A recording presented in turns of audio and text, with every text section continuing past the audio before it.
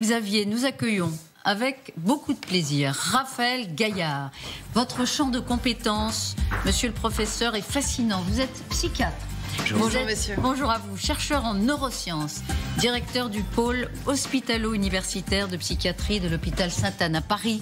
Vous venez de signer L'homme augmenté, futur de nos cerveaux chez Grasset et on a noté, Paola, que vous ne mettez pas de point d'interrogation dans le titre, c'est une affirmation. Oui, c'est une affirmation. Alors pour vous, c'est plus de la science-fiction. On va vraiment vers une hybridation entre l'homme et la machine. L'homme augmenté, c'est donc pour demain. C'est pour aujourd'hui. C'est pour aujourd'hui. En fait, justement, ça n'est plus un fantasme, et c'est ce que j'ai voulu expliquer, raconter. Ça n'est plus de l'ordre de la science-fiction, ça n'est plus un fantasme, c'est une réalité d'ores et déjà, que celle de l'augmentation de l'homme.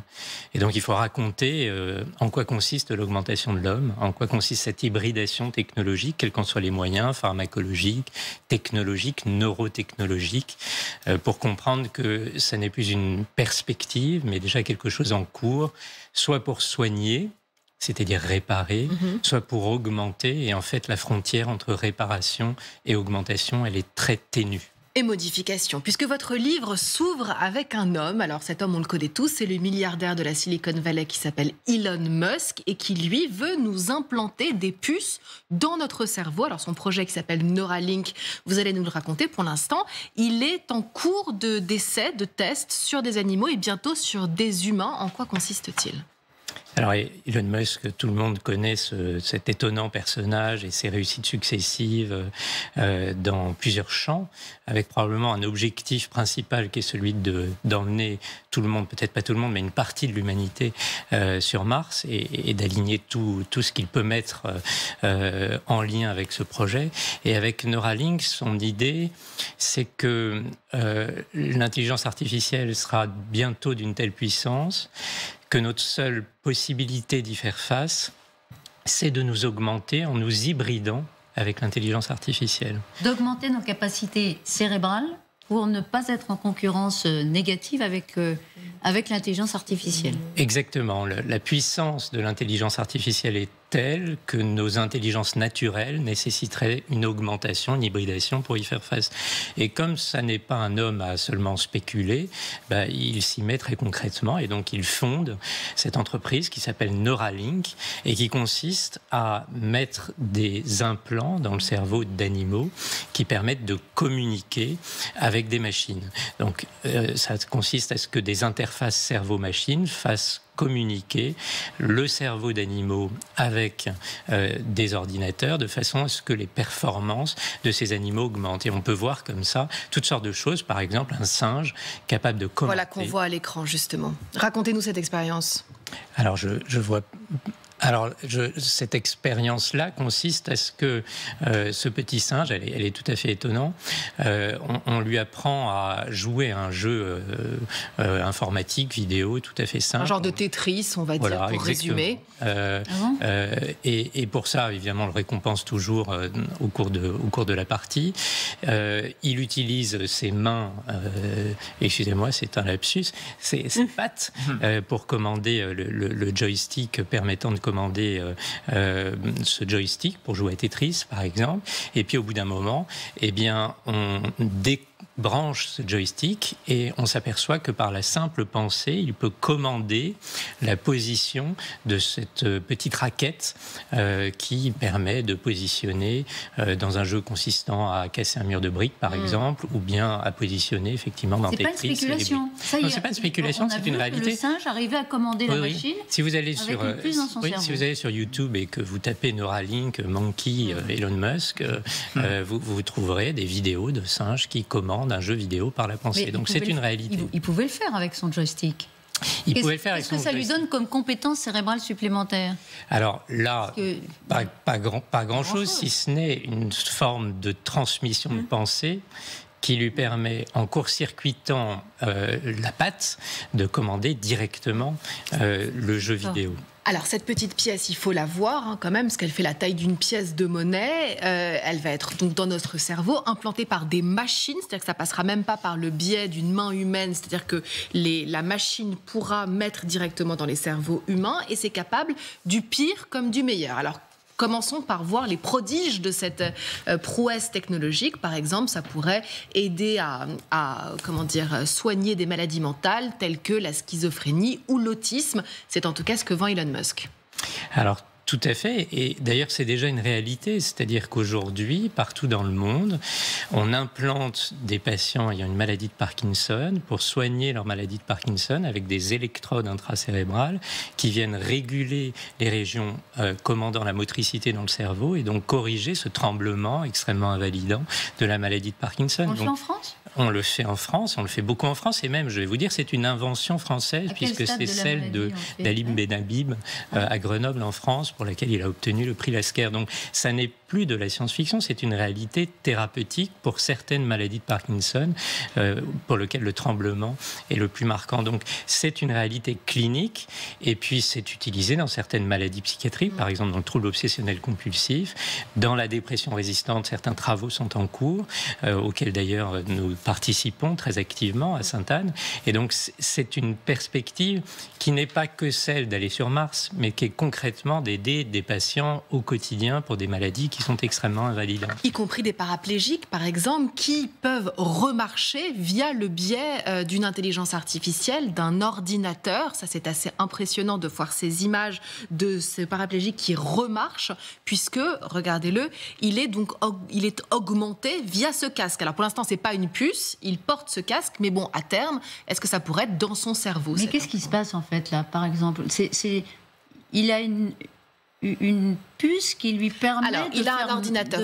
Je crois, je parle sous votre gouverne. Vous connaissez cette expérience? De récupérer la mobilité. Alors, en fait, ce qui se passe, c'est qu'un patient qui a une destruction de la moelle épinière, qui est essentielle pour transmettre les commandes du cerveau vers le corps, eh bien, ce patient perd la motricité. Si c'est une lésion au niveau dorsal, il perd la motricité de ses jambes, et si au niveau cervical, il devient même tétraplégique, il perd la motricité de ses 4 membres. Et l'idée, c'est que nous puissions venir enregistrer l'activité de son cerveau telle qu'elle commande sa motricité. Un ordinateur vient convertir ces signaux et il vient activer les muscles qui jusqu'ici étaient commandés par le cerveau. Donc, en fait, il vient remplacer la moelle épinière qui, elle, est rompue par exemple, un accident de la circulation. Et donc, on peut le voir sur la motricité comme ça, mais on peut voir aussi d'autres résultats tout à fait fascinants. Par exemple, un patient à l'université de Stanford, tétraplégique, donc ayant perdu la motricité des 4 membres, et qui retrouve la capacité à écrire par la pensée.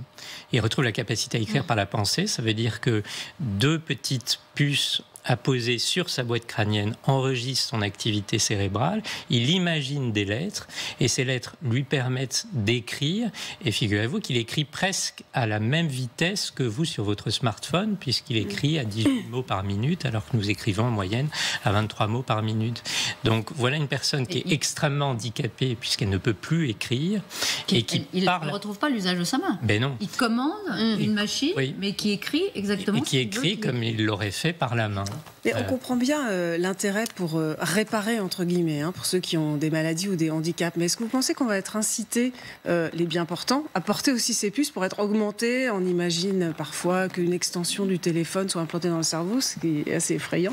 Est-ce que vous pensez que tout le monde va être incité à implanter des puces dans son cerveau? C'est toute la question, en fait, de la limite entre réparation et augmentation. Et comme c'est extrêmement bénéfique pour soigner nos patients et que c'est absolument nécessaire de travailler dans ce sens-là, parce que ces pathologies sont extrêmement invalidantes. Imaginez-vous que vous ne puissiez plus bouger vos membres et qu'on restaure chez vous la motricité, votre capacité à communiquer alors que vous n'aviez plus les moyens de communiquer. Évidemment que c'est formidable. Donc évidemment qu'il faut faire ces travaux de recherche. Les aveugles aussi pourront recouvrer la vie. Mais ça, c'est formidable. Mais pour les autres, bien sûr. Parce qu'il y a un champ quand même très large. Ou l'audition pour des patients sourds qui, grâce à un implant, retrouvent l'audition. Donc évidemment que c'est formidable. Mais les mêmes technologies peuvent servir à augmenter. Et donc la frontière sera très difficile à établir entre réparation et augmentation.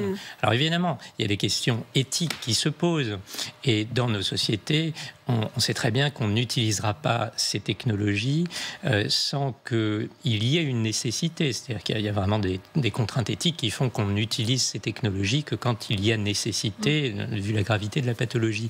Mais il est évident que dans d'autres sociétés où ces contraintes éthiques ne sont pas les mêmes technologies seront utilisées pour augmenter, pas seulement. Mais quand vous parlez d'Elon Musk, c'est l'homme augmenté, il n'y a aucune nécessité. Ou vous estimez que quand même, là, pour être compétitif avec l'IA, ça fait partie d'une nécessité? Alors, ce que je sais, c'est qu'il a obtenu l'accord des autorités de la FDA pour utiliser des implants chez l'homme. Pour l'instant, chez des personnes souffrant de maladies. Cherche des cobayes aujourd'hui. Pour l'instant, sur des personnes souffrant de maladies, qu'est-ce qui va en être demain? Et concrètement, qu'est-ce que vous augmentez chez les bien portants? Est-ce que c'est la mémoire? Est-ce qu'on va pouvoir être plus réactif, avoir accès à une sorte de mémoire illimitée avec une connexion Internet? Qu'est-ce qu'on augmente concrètement? Qu'est-ce qui est le plus faisable dans l'immédiat? Alors là, c'est très important d'identifier ce qu'on peut faire et ce qu'on ne peut pas faire. J'ai dit que l'homme augmenté, ça n'était plus de la science-fiction, c'est une réalité, mais il persiste des représentations de l'ordre de la science-fiction, et notamment il persiste l'idée, par exemple, que nous puissions transférer un cerveau sous forme digitale, c'est-à-dire le transférer sur un ordinateur. Total Recall. Or ça, oui, le film avec Schwarzenegger, ou Matrix, c'est-à-dire Neo qui apprend le kung-fu ou telle langue étrangère en se connectant à la matrice, ou d'une façon spécifique à la matrice. Ça, en fait, ça c'est de l'ordre de la science-fiction, parce que notre cerveau, c'est un organe comme un autre, beaucoup plus complexe que les autres, d'1,4 kg, avec 85 milliards de neurones. Et ce cerveau, il n'a pas de port USB. Donc vous n'allez pas pouvoir connecter un ordinateur pour télécharger l'ensemble du cerveau, ou pour télécharger dans ce cerveau l'ensemble d'une mémoire externe. Ça n'est pas possible. C'est une grosse bêtise, mais vous ne pouvez pas mettre un ordinateur dans le cerveau? Non, tout ce que vous pouvez faire, c'est mettre en regard des parties du cerveau permettant telle ou telle compétence, des puces qui vont amplifier ces compétences. D'accord, donc on part de l'existant quand même. On part de l'existant. On ne peut pas ex nihilo créer une compétence qui n'existe pas déjà. On ne peut pas créer ex nihilo une compétence, et surtout on ne peut pas globalement considérer comme on le fait sur son ordinateur, que le simple fait de se brancher sur un port USB va modifier l'ensemble du cerveau. Et on ne peut pas contrôler aussi à distance, parce que la crainte de certaines personnes, c'est que si on a tous une puce, un implant d'Elon Musk, on pourrait être contrôlés comme des vulgaires robots, amenés à, je ne sais pas, sauter dans le vide ou à venir tous sur le plateau d'LCI, enfin, au choix. Oui, c'est la même idée, c'est-à-dire qu'il y aurait un accès global au cerveau par une seule entrée, et ça n'existe pas. Il faut vraiment penser que cet organe, 85 milliards de neurones, chacun établissant 1000 à 10 000 connexions, c'est 1 million de milliards de connexions qui changent en permanence. On ne peut pas avoir un accès à l'ensemble par une seule entrée. Et néanmoins, vous dites que ça vous donne le vertige plusieurs fois dans ce livre. Alors, qu'est-ce qui vous fait peur, finalement? Parce que là, vous êtes très rassurant, mais qu'est-ce qui vous fait peur? Alors, ce qui me fait peur, c'est que... comme je viens de le dire, puisqu'on ne peut augmenter que certaines compétences en regard de la puce implantée, eh bien ça veut dire qu'on va rompre une forme d'harmonie du fonctionnement psychique. On va perdre la tête. Est-ce qu'on va aller jusqu'à perdre la tête? Je me pose la question. Mais en tout cas, on va commencer par rompre une forme d'harmonie. C'est-à-dire qu'on va augmenter ici l'audition, ici la vue. Vous souvenez-vous de ces séries comme L'homme qui valait 3 milliards? L'homme qui valait 3 milliards, eh bien, il pouvait voir très loin, mais il n'entendait pas loin, alors que Super Jamie, qui était sa collègue qui avait les mêmes performances bioniques, enfin les mêmes caractéristiques bioniques, elle, c'était l'audition et pas la vue. Donc, ce n'est pas les mêmes performances. Et donc, on va rompre l'harmonie qui a toujours été la recherche principale de ce que peut être un être humain, c'est-à-dire un fonctionnement harmonieux du point de vue psychique. De la même façon qu'on a finalement déséquilibré la nature par l'intervention de l'homme, on a rompu une forme d'harmonie. Ce serait là au niveau du cerveau humain? Alors c'est très juste, et je vais même plus loin. En fait, mon constat de psychiatre au quotidien, moi je dirige un pôle à Sainte-Anne qui reçoit 12 000 patients par an, et je me pose tous les jours la question du pourquoi de cette fréquence des troubles mentaux. Et l'une des explications que nous avons, c'est de considérer que notre cerveau est d'une telle complexité, d'une telle puissance, qu'en fait, il ne se supporte plus. Il a des bugs. Nous payons le prix de cette puissance. Il est tellement puissant que par moment... De temps en temps, il y a un individu qui bug. Oui. C'est ça. Et c'est ça la réalité des troubles mentaux. Et si c'est la réalité des troubles mentaux, c'est-à-dire 1% de la population générale souffre de schizophrénie, ou une personne sur 5 fera une dépression au cours de sa vie, ce qui est énorme, hein. C'est ça les chiffres des troubles mentaux. Eh bien, si c'est déjà le cas, les mêmes causes produisent les mêmes effets. Si vous augmentez l'homme, eh bien, on peut s'attendre à ce qu'on augmente en fait la fréquence des troubles mentaux. On va démultiplier. Oui. Vous parliez d'éthique tout à l'heure en parlant des États-Unis, de la France, de l'Europe, des recherches menées dans ces pays-là.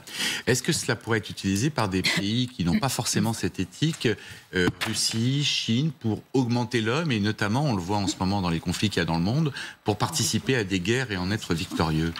Alors les militaires aiment beaucoup ces questions d'augmentation de l'homme, y compris sous nos climats, parce que évidemment, si on peut augmenter les capacités de vigilance, de détection, d'endurance d'un militaire, c'est vraiment très important, que ce soit les capacités physiques avec un exosquelette ou les capacités mentales. Et de fait, on sait augmenter, par exemple, les capacités de vigilance d'un individu ou les capacités de mémorisation, modestement aujourd'hui, mais beaucoup plus demain, d'un individu. Et donc, oui, bien évidemment que ces techniques vont intéresser les militaires et qu'il y a une perspective vers des super soldats autour de l'augmentation de l'homme. Évidemment que c'est un enjeu. Est-ce que nous serons, nous, davantage protégés par rapport à la tentation de cette augmentation que d'autres sociétés? Très probablement. Mais je pense que votre question est très pertinente. Alors, vous parliez des troubles mentaux, vous dirigez le pôle psychiatrie à Sainte-Anne, à l'hôpital Sainte-Anne à Paris. Comment se porte ce secteur qu'on dit souvent en crise, le parent pauvre du système de santé ? Le secteur connaît les difficultés de l'hôpital public aujourd'hui, c'est-à-dire essentiellement le fait que ces métiers sont des métiers auxquels on se consacre, sont des métiers pour lesquels vous décidez que par définition votre vie privée sera impactée par le fait que vous décidez de soigner d'autres personnes, ne serait-ce que par le fait qu'il faudra parfois travailler de nuit, travailler le week-end, etc. Et vous savez que tous ces métiers sont aujourd'hui en crise parce que cette façon d'empiéter sur la vie privée est mal vécue. Donc très concrètement, dans le pôle que je dirige, nous avons quasiment 30% des postes infirmiers qui sont vacants. C'est très difficile dans un service de cardiologie, de neurologie, d'avoir des postes infirmiers vacants. Mais c'est probablement encore plus difficile dans une discipline comme la psychiatrie où ce qui nous permet de soigner, c'est l'humain. Et donc, si vous n'avez pas l'infirmier ou l'infirmière qui sont là pour accompagner ces patients en souffrance, c'est évidemment extrêmement difficile.